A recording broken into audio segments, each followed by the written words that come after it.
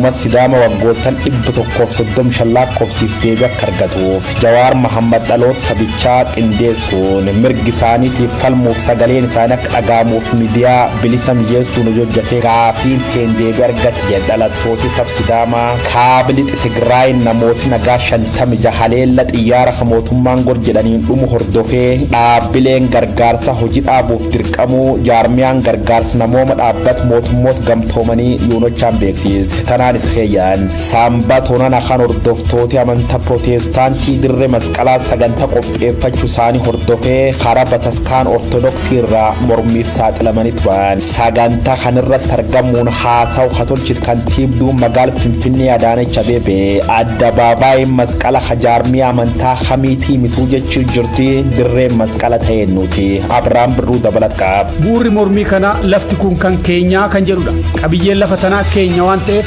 hordoftoonni amantaa biraa qophii kamiifuu miilli isaanii asii jechuu hin qabu yaada jedhu qabu gareen kun. Tokkummaan hawaasa Oromoo biyya Kanaadaa hidhamtooti siyaasa Oromoo addi tokko gad lakkifamuun kan gammachiis taatullee hooggantoota adda bilisummaa Oromoo darate hidhamtooti siyaasaa kumaatamaan lakkaa'aman mallee hidhaatti guramanii jiraachuun murtoo mootummaatti shakkiitiin ilaalmu taasisee jedhu ye'uun ingidaa waa waltu guduun qaba. Itoophiyaatti mariin biyyaalessaa dhugaa irratti hundaa'ee fi biyyattiif boqonnaa haaraa saaquu danda'u qaama mara hirmaachisee akka taa'amuuf hawaasni addunyaa dhiibbaa barbaachisu akka taasisu waamicha dhiheessina jedhe tokkummaan hawaasa Oromoo biyya Kanaadaa. Oduu teenta Afrikaatiin immoo Itoophiyaa kibba Oromiyaa aanaalee Liibaniif gumeel dalloo haleella mootummaan biltsiginnaa uummata nagaa irra godha jiru manneen hedduun gubatanii namillee rasaasaa. Dhiyaannee jira Abrahaam Birruu Toodusinitti himamu. Gaaffiin naannoo ta'uu uummata Sidaamaa baroota dheeraaf dhalattoonni sabichaa aarsaa guddaa itti kaffalaa turan deebii akka argatuuf qabsaa'ee hayyuun siyaasaa Jawaar Mohammad hidhaadhaa hiikamuutti gammannee jirraa jedhu dhalattoonni uummata Sidaamaa. Gaaffiin uummata Sidaamaa waggoota 135 lakkoofsee deebii akka argatuuf Jawaar Mohammad dhalattoota sabichaa qindeessuu mirga isaanii falmuu fi sagaleen isaanii akka dhaga'amuuf miidiyaa bilisaan mijeessuun hojii hojjeteen gaaffiin keenya deebii argachuu danda'ee jira jedhu dhalattoonni saba Sidaamaa. Jawaar nama Itoophiyaa fi uummata sheef yaadu waan ta'eef jireenya qananii dhiisee maatii jaalaturraa adda ba'uun hiree biyyattii qajeelchuuf hojii hojjetaa turen badii malee hidhaatti darbamee ture. Hikamuun isaa immoo nu gammachiisee jira jedhu yaadi isaanii kunooti. Sidaama zoon 135 ዓመታት godinni Sidaamaa waggoota 135 ofiin of bulchuuf gaafataa turreerra. Obboloonni keenya hedduun abboota keenya dabalatee aarsaatti kaffalaniiru. Har'a wanti dubbachuu barbaadu nuti akka uummata Sidaamaatti miidiyaa ofii keenyaa hin qabnu turre. Yaada keenya ibsachuuf illee miidiyaa ofii keenyaa waan hin qabneef Jawaar haala mijeessuun baasii fi bajeta akkasumas ogeeyyii isaanii ramaduun yeroo qilleensaa bilisaan argannee akka fayyadamnu taasiseera. Ato Jawaar Mohammad ለኛ ለሲዳማ ሚዲያውን በራሱ ወጪ በራሱ ባጀት በራሱ የሆነ ጋዜጠኞችን በራሱ ሁሉም ነገር በራሱ የሆነውን ጋዜጠኞችን መድቦን የየስ ታይም ሰጥቶን እንድንጠቀም አድርጎናል። እሱን ብቻ ሳይሆን ሲዳማ እንደማንኛውም ክልል እንደማንኛውም ብሔር ክልል መሆን ያለበት ህዝብ ነው። ከነ ቆፋስ ምት uummanni Sidaamaa mirga heerri biyyattii hayyamuufiin akkuma saba biroo naannoo mataasaa hundeeffatee buluuf ni danda'a. Kanaaf ammoo mirga qaba ulaagaa heerri gaafatus ni guutaa jechuun qaamolee garaagaraa uummata Sidaamaa waliin mari'ate gaaffiin naannoo uummata Sidaamaa deebi'uu qaba ejjennoo jedhuun falmuun gaaffiin ofiin of bulchuu waggoota 135 gaafataa turre sababa dargaggoo ganna 35 kanaan deebii akka argatu ta'eera. ሲዳማ ክልል እንድንሆን ያደረገን 135 ዓመታት የታገለውን 35 ዓመት ባልሞላ ወጣት ክልል እንድንሆን ያደረገን ባለሙያ ነው። የአንድ ሰው የኦሮሞ ብቻ ሳይሆን ኦሮምኛ ተናጋሪ ሆኖ ስለሆነ ብቻ ሳይሆን የኢትዮጵያ ልጅ ነው። namni kun kan Oromoo qofaa osoo hin taane kan Itoophiyaati. Jawaar Mohammad jireenya qananii biyya Ameerikaatti maatii isaa waliin jiraatu dhiisee Itoophiyaa fi uummattoota isheef waan yaaduuf gara biyyaatti deebi'e. Badii malee waa'ee uummataa waan yaadeef hidhamee turus hiikamuu isaatti gammaduu keenya ibsina. ግን ዛሬ እዚህ መሰብሰብ የቻልንበት ምክንያት ጀዋር ስለተፈታ Tokkummaan hawaasa Oromoo biyya Kaanaadaa hidhamtoonni siyaasaa Oromoo hagi tokko gallakkifamuudhaan kan nu gammachiise ta'us hogganoota adda bilisummaa Oromoo dabalatee hidhamtoota siyaasaa kumaatamaan lakkaa'aman ammallee hidhaatti guramanii jiraachuun murtoo mootummaa ija shakkiin akka ilaalu nu taasisee jedhan. Tokkummaan hawaasa Oromoo biyya Kaanaadaa ibsa baaseen hawaasi addunyaa hidhamtoota siyaasaa manneen hidhaa Itoophiyaa keessatti guramanii jiran marti akka hiikamaniif itti fufiinsaan dhiibbaa barbaachisuu gochuu akka qabu gaafatee jira. Haaluma wal fakkaatuun koongiresiin Oromoo idil addunyaa hiikamuu hidhamtoota siyaasaa galmee Jawaar Mohaammed jalatti himatamanii ilaalchisuun ibsa baaseen murtoon kun muddama siyaasaa Itoophiyaatti mudatee furuuf tarkaanfii jalqabaa akka ta'etti ilaalla jedhee jira. Yuun Ingidaa gabaasa bal'aa qaba. Tokkummaan hawaasa Oromoo biyya Kaanaadaa hidhamtoota siyaasaa Oromoo hangi tokko gadi lakkifamuun kan nu gammachiise ta'us hogganoota adda bilisummaa Oromoo dabalatee hidhamtoonni siyaasaa kumaatamaan lakkaa'aman ammallee hidhaatti guramanii jiraachuun ejjennoo mootummaa shakkiin akka ilaallu nu taasisee jedhan.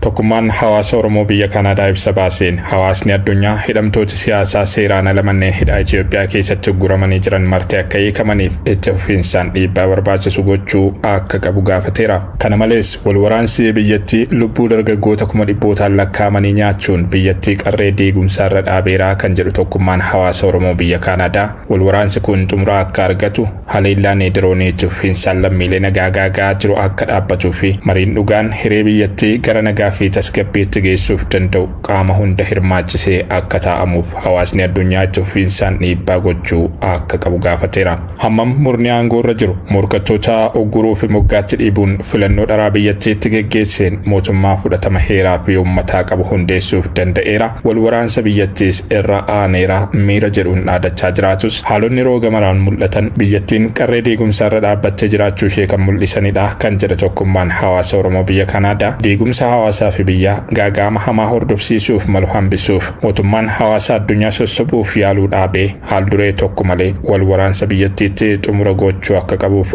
gaafateera. Itoophiyaatti mariin biyyaalessaa dhugaarratti hundaa'ee fi biyyattiif boqonnaa haaraa saaquu danda'u qaama mara hirmaachisee akka taa'amuuf hawaasni addunyaa dhiibbaa barbaachisu akka taasisu waamicha dhiheessina jedhe tokkummaan hawaasa Oromoo biyya Kaanaadaa. Kanaafis hidhamtoonni siyaasaa marti akka hiikaman ajjeechaan jimlaa bakka bakkatti raawwatamu akka dhaabbatu gareelee hidhatanii hawaasa nagaa dararan kan akka garee milishaa faannoo jedhamanii hidhachiisuu fi bobbaasuun akka dhaabbatu haasaan jibbiinsaa fi wal waraansacha oofan akka dhaabbatan gaafatee jira. Yakkoota kutaalee biyyattii garaagaraa keessatti lammiilee nagaa irratti raawwataman koomishiniin walabaa seenee akka qoratu akka taasifamu yakkamtoonni seeratti akka dhihaatan waliin jireenya hawaasaa wal qabatee keessumaa iddoowwan walitti bu'iinsi turetti haalota gara dabarfaman qajeelchuuf sadarkaa hawaasaatti mariin akka taasifamu labsiin yeroo muddamaa hidhattoonni mootummaattiin dararaa hidhaa fi ajjeechaa lammiilee nagaa irratti raawwatan akka ka'uuf dhiibbaan barbaachisu taasifamuu akka qabus gaafateera tokkummaan hawaasa Oromoo biyya Kaanaadaa. Haaluma wal fakkaatuun koongiresiin Oromoo idil addunyaa hiikamuu hidhamtoota siyaasaa Oromoo ilaalchisuun ibsa baaseera. Abbaa alangaa federaalaatiin himanni irratti dhihaate ka'ee hiikamuu hoogganoota koongiresii federaalistii Oromoo fi hidhamtoota birootti gammachuu qabaachuu kan ibse koongiresiin Oromoo idil addunyaa isaan hidhaatii ba'an hunduu walabummaan ilaalcha siyaasaa isaanii akka tarkaanfachiisanii fi jireenya idilee isaanii nagaan akka geggeeffatan akka taasifamus ni abdannaa jedhe. Miidiyaaleen murna aangoorra jiruun dhuunfatamanii jiran hiikamuu hidhamtoota siyaasaa kanneenii gara dabarsuun akka waan mootummaan dhiifamaan gadi lakkiseetti dhiheessuuf yaalaa jiraachuu ibsuun hidhamtoonni gadi lakkifaman ejjennoo siyaasaa isaaniif hanga dhumaatti amanamummaan dhaabbachuun mirga uummata Oromoof falmuurraan kan hafe jalqabas yakki raawwatanii hidhamaniif akka hin turre hubachiiseera. Rakkoo siyaasaa biyyattii muddama keessaa seensise furuu fi mootummaa daandii dogoggoraarraa deebisuuf hiikamuun hidhamtoota siyaasaa kanneenii tarkaanfii barbaachisaa isa jalqabaa akka ta'etti ilaallaa jedhe koongiresiin Oromoo idil addunyaa. Biyyattiin wal waraansaa fi bulchiinsa koomaand poostii waggoota darbaniif keessa turteen rooga maraan haalonni babbadaniiru.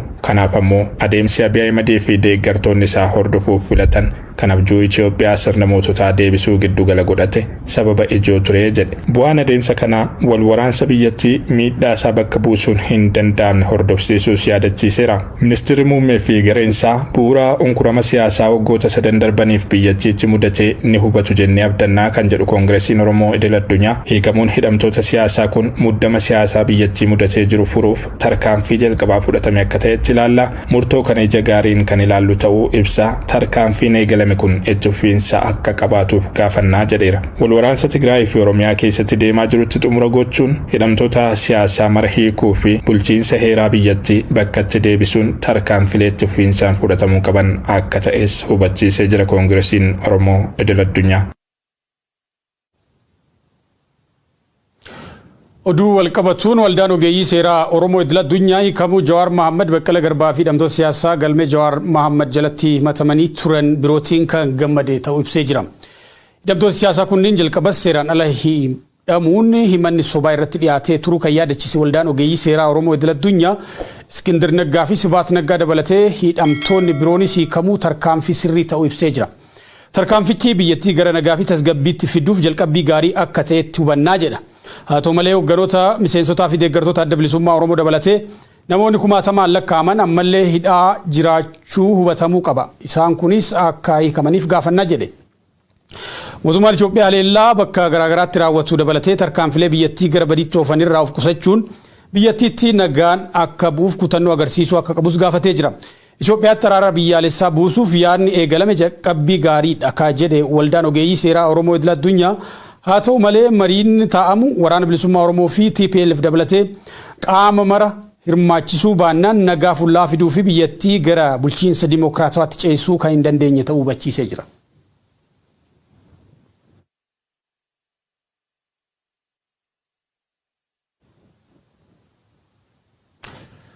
Godina Gujii aanaalee Gumii Eldalloo fi Liiban keessatti mootummaan bilchiginnaa manneen uummataa hedduu ibiddaan barbadeessuu haawwan dabalatee namoota hedduu ijoollee keessantu shanee keessa jira jechuun rasaasaan fixaa jiraachuu jiraattonni OMN itti himanii jiran.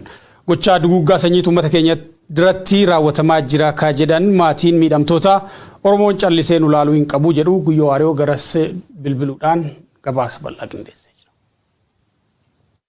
Ummati nagaan jiraachuu, nagaan tiffachuu, nagaan bobbaafachuu, ijoollee barsiifachuu, jaarsaaf jaartii qorqorachuu dadhabuu jira. Godin Gujii aanaalee akka Liibaniif Gumii Eldalloo keessatti mootummaan manneen uummata hedduu ibiddaan barbadeessuu ijoollee dubaraatiif jaarrolee ganni fagaat dabalatee uummata rasaasaan tumee fixuu jira jedhan. Gaagam siyaasaa kabar 2019 irra jalqabu mootummaa bilchiginnaatiif waraan bilisummaa Oromoo jidduu deemuu jiruun kibba Oromiyaa Booranaaf Gujiillee keessa qulqulloota hedduutti jeefame. Baay'ee qe'eef qabeenyi isaanirra buqqifame. Horiillee hedduu saamame. Nam dhugees buuteen isaanii dhabamti. Uummati dab godhamuu jiruuf jabeessee mootummaa bilchiginnaa himaata. Murni biibulchi immoo deeggartoota shanee adamsuu jira jedha. Manneen uummata ibiddaan gubuun jimlaan lafisarra buqqisuun nam battala rasaasaan tumanii jeesuuf hidhaan admalee Liibaan Gumii Eldallootiif magaal Nageelle Boorana keessallee nu yoolchite jirti jechuun Oromiyaa miidiyaa neetwoorkitti himatane. Marsaaf qeencoo burra dheeraa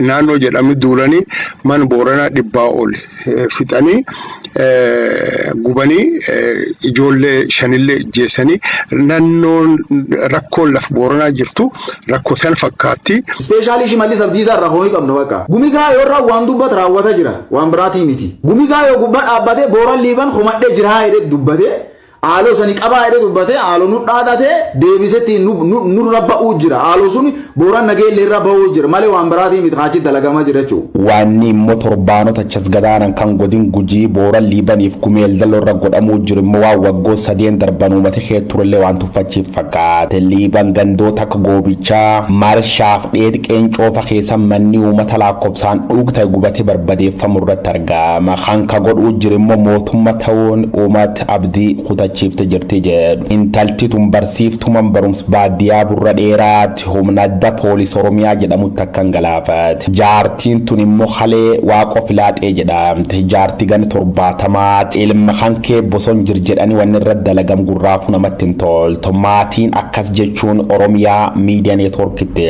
obboleessi Siyaab Liiban waaqo filaaxee Ameerikaa irra viidiyoon dubbisne jirra. Obboleettiin tiyya waraanii abaa'ootiif kan mootummaa dir keessa waladheennaan man ofii keessa dhokattee hafte eegee waraanii yoo dirsa akka ta'uuf dhufu obboleettiitii man isii bansiisee qawween dhahee saanjaan fulaa afur waraane qublamirraa kutee akkisiin dhiigii keessa yaa'ee dhumateetiin dootu gaddatee bira deeme. Ajaaji kun kallattii mootummaa naannoo Oromiyaa Shimallis Abdiisaatiin argame yoo ta'u bulchaa bulchiinsa godina Gujii Taaddala Uddootiif Koomaandar Abdurrahmaan Shombee hoggana poolisii humna zoonii kibba Oromiyaatiin hojiirra oola jiraachuu miseensota poolisii Oromiyaa kan maqaan isaanii soda nageenyaatiif akka dhaabamuun barbaannutti manirra qulqulleeffannee jirra. Kun erga miseensoti poolisii Oromiyaa karaa fuul Facebook messenjeriitiin nuuf ergan. Bulchaa bulchiinsa godina Gujiitiif ajaji poolisii kanarrallee bilbilaan qulqulleeffachuu yaallullee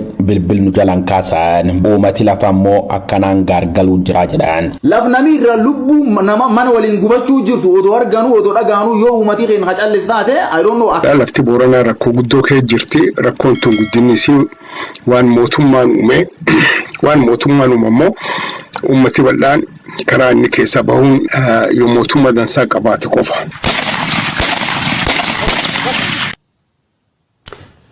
Dilbata darbee hordoftoonni amantaa Pirootestaantii dirree masqalaatti sagantaa qopheeffachuu hordofee karaa bataskaana Ortodoksii mormiin ka'ee ture.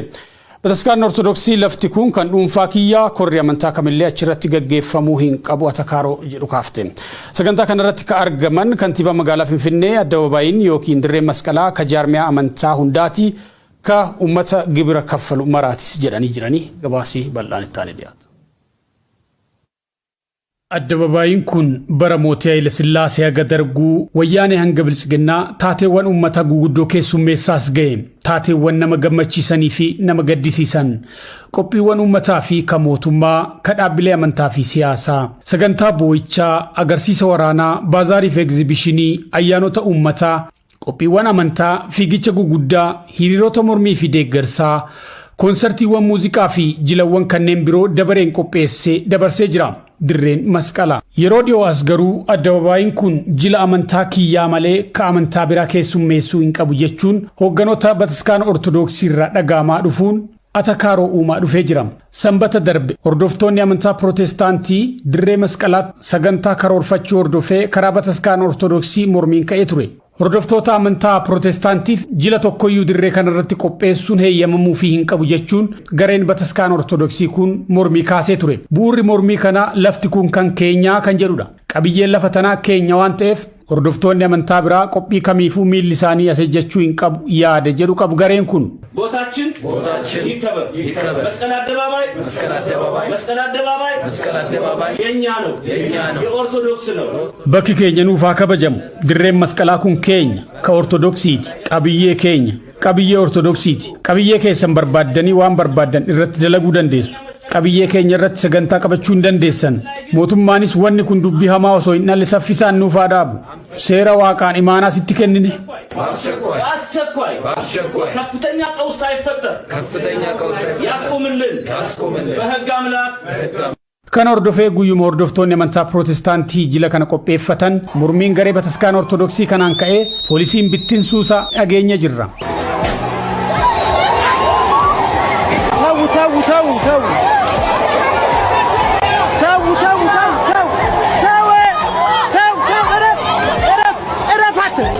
Atakaaroon kun garuu sagantaa yaadame hin hambifne.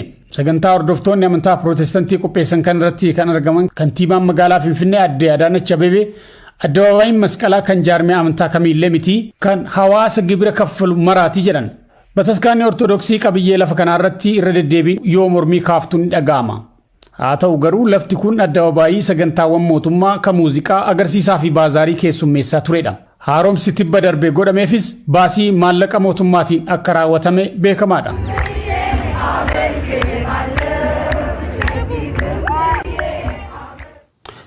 Waraanni Eritreyaa haleellaa irratti bane jechuun mootummaan Tigraay himate. Gama biraatiin immoo kaaba lixa Tigraayitti namoonni nagaa 56 haleellaa xiyyaaraan dhumuu hordofee dhaabbileen gargaarsa namoomaa hojii dhaabuu jaarmiyaan gargaarsa namoomaa dhaabbata mootummoota gamtoomanii yuunoochaan himee jira. Haleellaan namoota nagaa 56 fixe kun jimaata darbe raawwatame. Waraanni Eritreyaa haleellaa haarawaa sanbata darbe Sigam Kifooloo lafa jedhamtu kan kaaba lixa Tigraay naannawa magaalaa Shiraarotti argamtutti banu dubbii himaan humnoota Tigraay Geetaachoo Raddaa karaa Tiwiitara isaanii barreessanii jiran. Mootummaa Eritreyaa akkasumas gama mootummaa Itoophiyaatiin dhimma kanarratti namni yaada kenne hin jiru jedha Reuters. Hanqinni qorichaa boba'aa akkanumallee meeshaalee bu'uuraa namoota sababa haleellaan madaan baraaruuf qormaata akka ta'e yuunivarsiitiin himee jira. Dhaabbileen gargaarsa namoomaa sababa haleellaa kanaatiin naannicha gadhiisuu himu.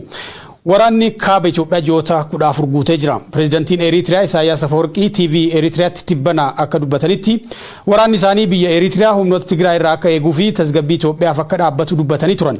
Qondaalonni Itoophiyaa fi Eritiriyaa loltooti Eritiriyaa waraana kaaba Itoophiyaa keessatti hirmaachuu ji'oota 5 waraanaatti waakkachaa erga turanii booda keessa akka amanan ni yaadatama. Waraanni Eritiriyaa waxabajjii keessa lafa Tigraay baay'ee gadhiisee ba'e. Yeroon sun yeroo waraanni Itoophiyaa maqalee ba'e ture. Ji'a darbee loltooti Tigraay lafa naannolee ollaa isaanii Amaaraa fi Affaar keessaa ba'uun isaanii ni yaadatama. Waraanni Itoophiyaa kumoota hedduu fixee miliyoonota qe'ee irraa buqqise ammas ittuma jira.